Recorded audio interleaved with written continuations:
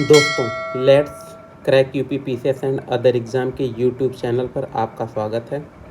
UP PCS परीक्षा के previous year में पूछे गए प्रश्नों की श्रृंखला में आज हम 2023 के पर्यावरण एवं पारिस्थितिकी के प्रश्नों को हल करेंगे। आइए देखते हैं। प्रश्न संख्या 1। नीचे दो कथन हैं जिसमें से एक को अभिकथन ए और दूसरे को कारण आर कहा गया है। अभिकथन ए क्या कहता है? देश के पर्यावरण को बनाए रखने के लिए जनसंख्या नियंत्रण आवश्यक है। कारण, जनसंख्या में तीव्र वृद्धि के कारण पर्यावरण संतुलन बना रहता है। यहाँ विकल्प बी सही होगा। ये सत्य है किंतु आर गलत है।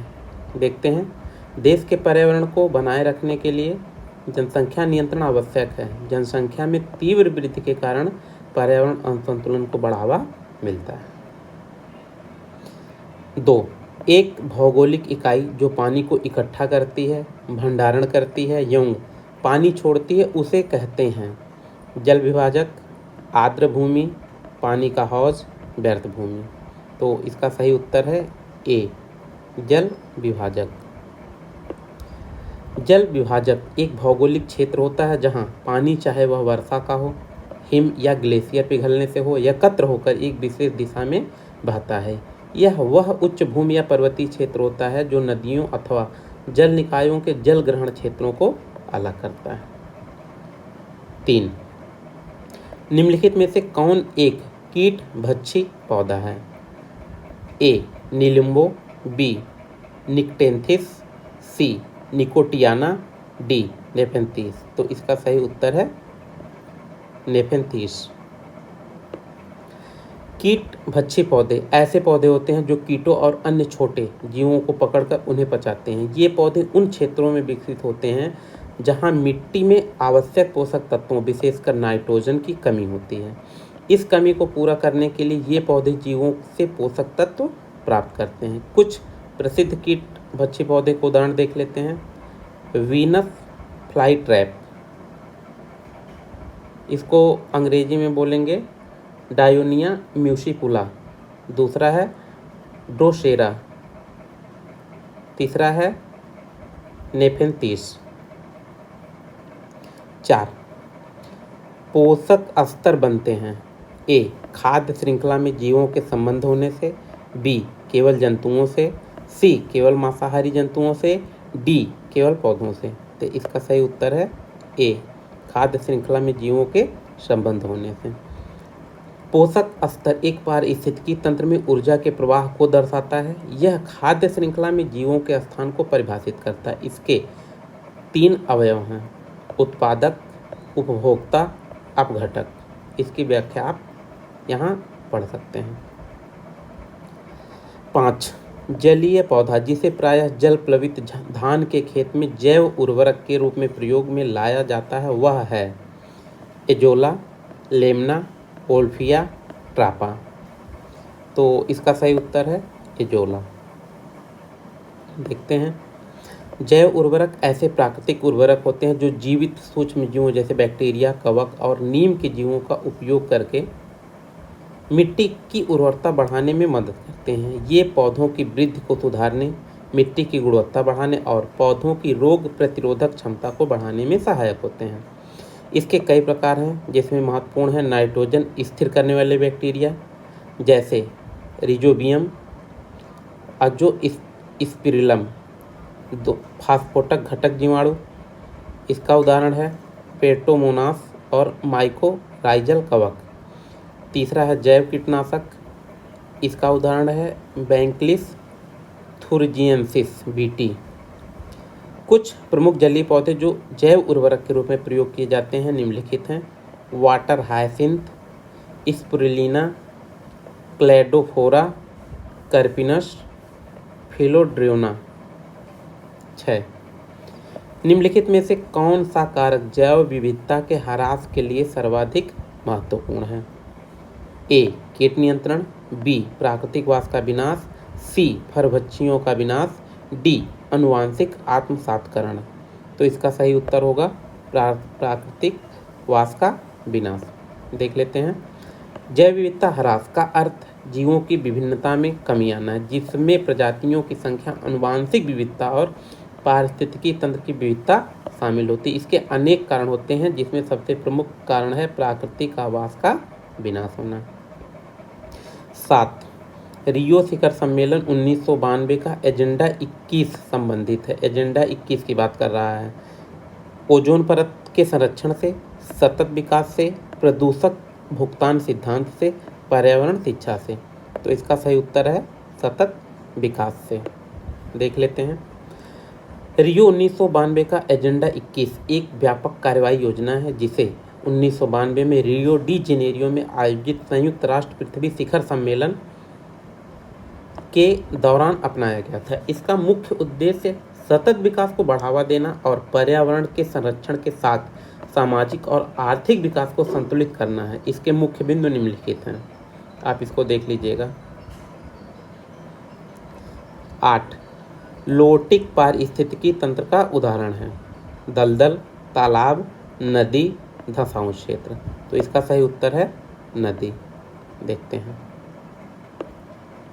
लोटिक पारिस्थितिकी तंत्र वह जलीय पारिस्थितिकी तंत्र है जो प्रवाही जल पर आधारित होता है, जैसे नदियाँ, नहरें और जलधाराएं। यह तंत्र जल के निरंतर बहाव के कारण अद्वितीय विशेषताएं प्रस्तुत करता है और इसमें ऊर्जा और पोषक तत्वों का प्रवाह भी सतत रूप से बना रहता है। 10, राष्ट्रीय उद्यानों में आनुवंशिक विविधता का रखरखाव किया जाता है। नेशनल पार्क की बात कर रहा है। इन सीटू संरक्षण द्वारा, यक्ष सीटू संरक्षण द्वारा, जीन पूल द्वारा, उपर्युक्त में से कोई नहीं। तो नेशनल पार्क में आनुवंशिक विविधता का रखरखाव इन सीटू संरक्षण के द्वारा किया जाता है।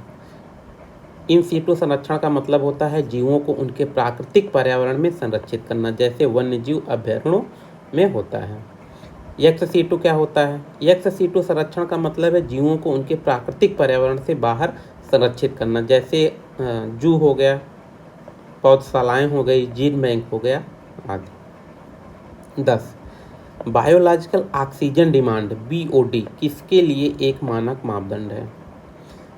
वन पारिस्थितिकी तंत्रों में ऑक्सीजन के स्तर के संगणन के लिए, रक्त में ऑक्सीजन के स्तर की जांच के लिए, उच्च ऊंचाई वाले क्षेत्रों में ऑक्सीजन की जांच के लिए, जलीय पारिस्थितिकी तंत्र में प्रदूषण की जांच के लिए। तो इसका सही उत्तर होगा डी। देखते हैं।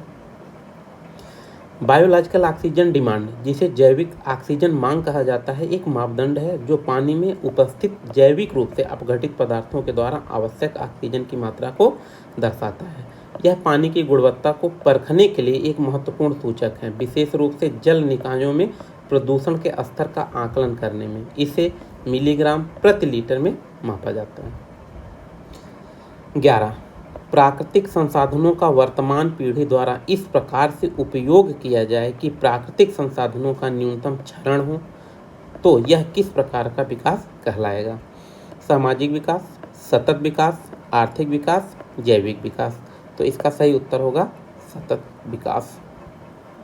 देखते हैं। सतत विकास एक ऐसा विकास मॉडल है जिसका उद्देश्य वर्तमान और भविष्य की पीढ़ियों की आवश्यकताओं को ध्यान में रखते हुए संसाधनों का इस प्रकार उपयोग करना है कि पर्यावरण, सामाजिक और आर्थिक पहलुओं के बीच संतुलन बना रहे। इसका मुख्य सिद्धांत यह है कि आर्थिक विकास और पर्यावरणीय संरक्षण एक साथ चलें, ताकि प्राकृतिक संसाधनों का दोहन इस हद तक ना हो कि भविष्य में उनकी कमी का सामना करना पड़े।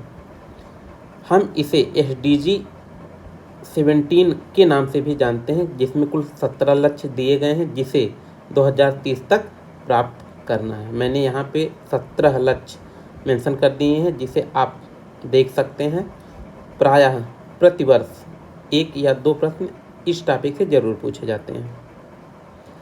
12, जल रोकथाम एवं प्रदूषण नियंत्रण अधिनियम को निम्नलिखित में से किस वर्ष बनाया गया? 1977, 1974, 1975, 1976। तो इसका सही उत्तर है 1974। आप यहाँ पे देख सकते हैं। निम्नलिखित में से कौन सा, प्रश्न संख्या 13 है, निम्नलिखित में से कौन सा विश्व वेटलैंड्स दिवस के रूप में जाना जाता है? 2 फरवरी, 15 जनवरी, 1 फरवरी, 10 जनवरी। तो इसका सही उत्तर है 2 फरवरी।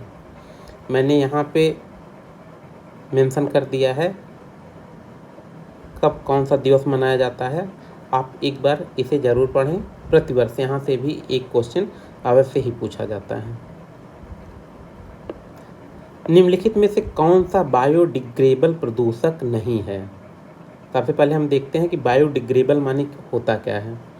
बायोडिग्रेडेबल प्रदूषण ऐसे प्रदूषकों से संबंधित होता है जो प्राकृतिक प्रक्रियाओं के माध्यम से सूक्ष्म जीवों जैसे बैक्टीरिया और फंगस द्वारा आसानी से टूट जाते हैं और समय के साथ प्राकृतिक रूप से नष्ट हो जाते हैं। इस प्रकार जल का प्रदूषण तुलनात्मक रूप से कम हानिकारक माना जाता है, क्योंकि इसके कारण होने वाले प्रदूषण को प्रकृति द्वारा समय के साथ नियंत्रित किया जा सकता है। इसके उदाहरण हैं जैविक कचरा, मानव और पशुमल, कागज और लकड़ी, प्राकृतिक फाइबर।